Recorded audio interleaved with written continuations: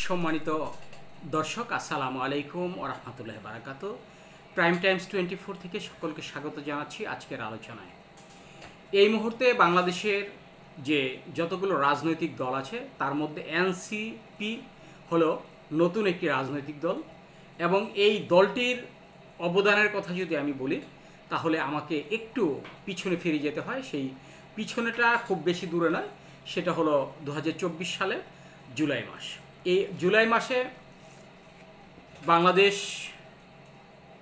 আওয়ামী লীগের 16 বছরের যে শাসনামল, তাদের যেই ফ্যাসিস্ট চিন্তা চেতনা এবং গুম খুন হত্যা এবং আপনার এই আয়নাঘরে নিয়ে বিভিন্ন নির্যাতন অভিযোগ, এই সব কিছু মিলে যাদের বিরুদ্ধে এই যেই দলটি বাংলাদেশের যেই ছাত্র সমাজটি তীব্র প্রতিরোধ গড়েছিল, এই আপনার বুলেটের মুখে দাঁড়িয়েও যারা পুলিশকে কোনো প্রকার ছাড় দেয়নি এবং তারা পুলিশের ভয়ে কিংবা বুলেটের ভয়ে যারা রাজপথ ছেড়ে পালায় যায়নি, তাদের মধ্যে একটি দল, সেটা হচ্ছে এই এনসিপি, অর্থাৎ নাগরিক পার্টির, এই জাতীয় নাগরিক পার্টির ছাত্র সমাজের কিছু নেতাকর্মী। এই এনসিপি এখন বর্তমানে বিএনপি, জাতীয় পার্টি, আওয়ামী লীগ, এই তিন দলের একেবারেই গলার কাটা। তারা না পারছে গিলতে, না পারছে সেটা বের করতে। আপনারা জানেন, এই 5ই আগস্টের পর যখন অন্তর্বর্তীকালীন সরকার, এই 8ই আগস্ট গঠন হয়, প্রায় 19 সদস্য বিশিষ্ট কমিটি নিয়ে যখন অন্তর্বর্তীকালীন সরকার গঠন হয়, সেই সরকারের প্রধান উপদেষ্টা ডক্টর মোহাম্মদ ইউনূস, এই ইউনূসকে এই ছাত্র সমাজের যারা এই এনসিপির নেতারা, তখন তাকে বাহির থেকে এনে তাকে এই জাতীয় আপনার অন্তর্বর্তীকালীন সরকারের প্রধান উপদেষ্টা হিসেবে দায়িত্ব দেওয়া হয়। তখন জাতীয়তাবাদী দল বিএনপি তাদের সাথে এক ছিল। যখন দেখলেন যে এই এনসিপি যদি থাকে তাহলে জাতীয়তাবাদী দল বিএনপির জন্য অত্যন্ত ভয়ানক একটি বিষয় হয়ে দাঁড়িয়েছে, কারণ এই জাতীয়তাবাদী দল বিএনপি এই এনসিপির কাছে একেবারেই পরাজিত। তার কারণ হচ্ছে এই এনসিপির নেতারা যতটা সাহসী, বিএনপির ছাত্র দল এবং আপনার যুব দল এবং মূল দল, কোনো দলের নেতাকর্মীরাই এই এনসিপির কাছ থেকে কোনো কিছু আদায় করাটা খুব কঠিন হয়ে যায়। তার কারণ এই নেতাগুলো, এই এনসিপির নেতাগুলো এমন একটি নেতা যাদেরকে আমরা বিপ্লবী নেতা বলি। তার কারণ 71-এর পরে যদি কোনো বিপ্লবী নেতার জন্ম হয়ে থাকে তাহলে এই এনসিপির নেতারা। তারপরেও কেন এই এনসিপির নেতারা এই মুহূর্তে একেবারে সব দলের গলার কাটা হয়ে পড়েছে, আর তাদের ভবিষ্যৎটাই বাকি। আমি আজকে এই বিষয় নিয়ে একটু আলোচনা করব। যদি আপনার আগামী নির্বাচন হয়, যেমন নির্বাচনের ইস্যুতে বিএনপি বারবার অন্তর্বর্তীকালীন সরকারের প্রধান উপদেষ্টা ডক্টর মোহাম্মদ ইউনূসকে বারবার প্রেশার দিচ্ছে, ডিসেম্বরের মধ্যে নির্বাচন দিতে হবে, এই প্রস্তাবে বিএনপি একেবারে অনড়। কিন্তু ডক্টর ইউনূস তিনি বলেছেন 26 সালে এপ্রিলের পর নির্বাচন হবে। আসলে যদি এই এপ্রিলের পরে নির্বাচন হবে কিনা এটা একটা সন্দেহ। তার কারণ বিএনপি অনেক কিছু থেকে সেটা সন্দেহ পোষণ করেছে। একদিকে তারা বলেছেন জুন জুলাই মাসে এসএসসির পরীক্ষা থাকে, বৃষ্টি বাদল থাকে, ঝড় তুফান থাকে, আপনার জলোচ্ছ্বাসের বিষয় আছে, এই ধরনের বিভিন্ন রকম, অর্থাৎ যেই যতগুলো অজুহাত দেখিয়েছে বিএনপি, এই বিএনপির অজুহাত যদি আমরা সঠিক মনে করি, তাহলে যদি জুলাই মাসে নির্বাচন হয় তাহলে বাংলাদেশের এই মুহূর্তে যে দলটি রয়েছে, যেই দলটি, সেটা হলো সবচেয়ে শক্তিধর যে দলটি, সেটা হলো বাংলাদেশ জাতীয়তাবাদী দল বিএনপি। আমি মনে করি যে তাদের বিভিন্ন ভুল ত্রুটির কারণে হয়তোবা তারা 200 আসন নাও পেতে পারে। যদি গত 3-4 মাস আগেও নির্বাচন হতো, অর্থাৎ তাদের পাপ যখন কম ছিল, তখন যদি নির্বাচন হতো তাহলে হয়তো 220-30টা আসন পেত। এর মধ্যে জাতীয় পার্টি, আওয়ামী লীগের কিছু নেতারা পেত। এই সব কিছু মিলে এখন বিএনপি ক্ষমতায় আসে একটা ভাব রয়েছে। যদি কোনো ক্রমে বিএনপি ক্ষমতায় চলে আসে, তাহলে এই এনসিপি নেতাদের উপর যে একটা চরম প্রতিশোধ নিবে, সেই বিষয়টা আসলে দেখার মতো এবং বোঝার মতো।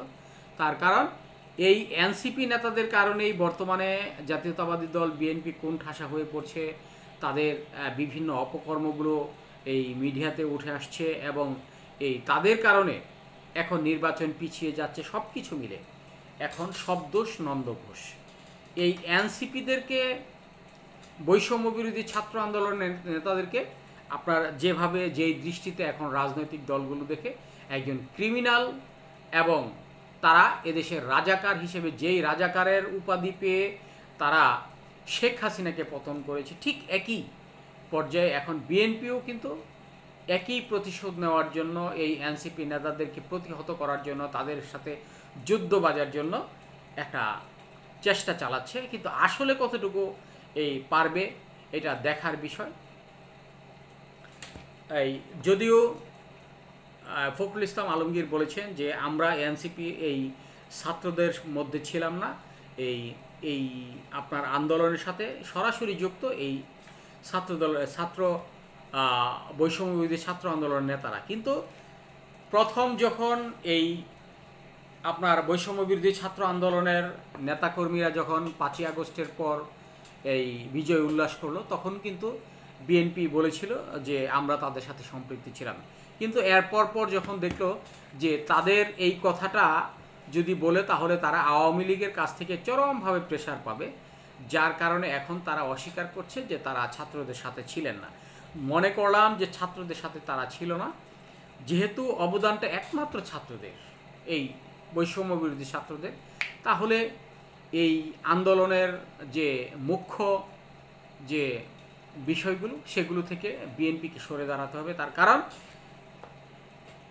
এই মুহূর্তে তো বিএনপিকে পদচ্যুত করার জন্য একমাত্র এনসিপি দায়ী এবং তাদের অবদান, যার কারণে বিএনপির যেহেতু অবদান নাই, যার কারণে এখন বর্তমানে বিএনপি যে খুব উচ্চস্বরে কথা বলবে যে আমরা নির্বাচন চাই, তারপরেও কিন্তু তারা নির্বাচন দিতে হবে ডিসেম্বরের মধ্যে, এই দাবিতে তারা একেবারে মুখে ফেনা তুলে ফেলছে। আপনারা জানেন গত কয়েকদিন ধরেই এমন একটি অবস্থা যে ডিসেম্বরের মধ্যে নির্বাচন দিতে হবে। কিন্তু অন্তর্বর্তীকালীন সরকার ডক্টর মোহাম্মদ ইউনূস যখন গতকালকে বললেন যে না, নির্বাচনটা হবে 2026 সালের এই এপ্রিলের পর, অর্থাৎ আরও প্রায় 1 বছরের অধিক কিংবা একটু কম সময় লাগছে নির্বাচন হতে।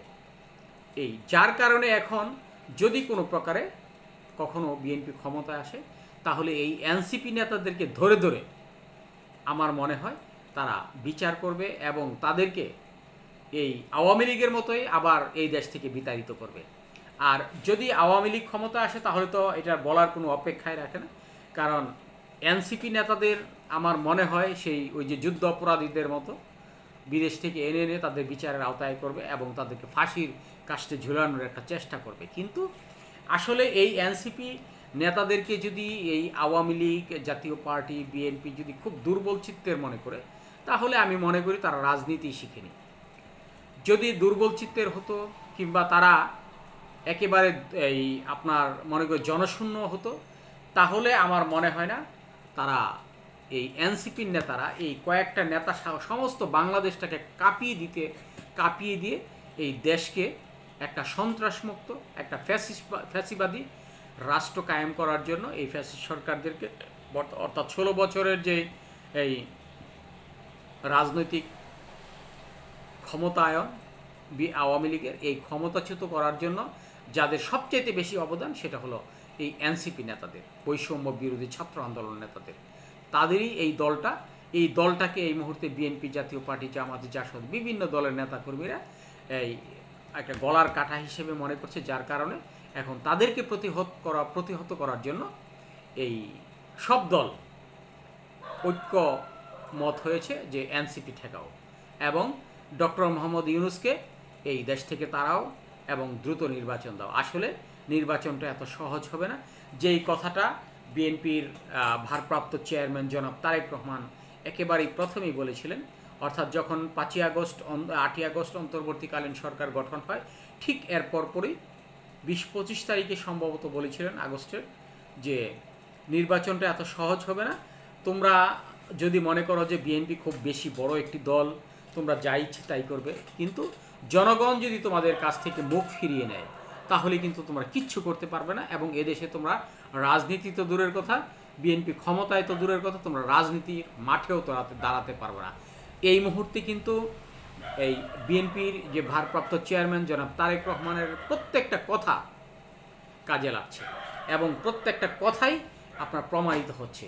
আপনারা দেখেন বিএনপির যারা নেতা, বর্তমানে যারা উচ্চ পর্যায়ের নেতা রয়েছেন, তাদের প্রত্যেকটা নেতাদের যে উল্টাপাল্টা কথা, এই উল্টাপাল্টা কথার কারণে কিন্তু আজকে এই বিএনপির অবস্থান কিন্তু আওয়ামী লীগের চেয়েও শোচনীয় পর্যায়ে চলে যাচ্ছে।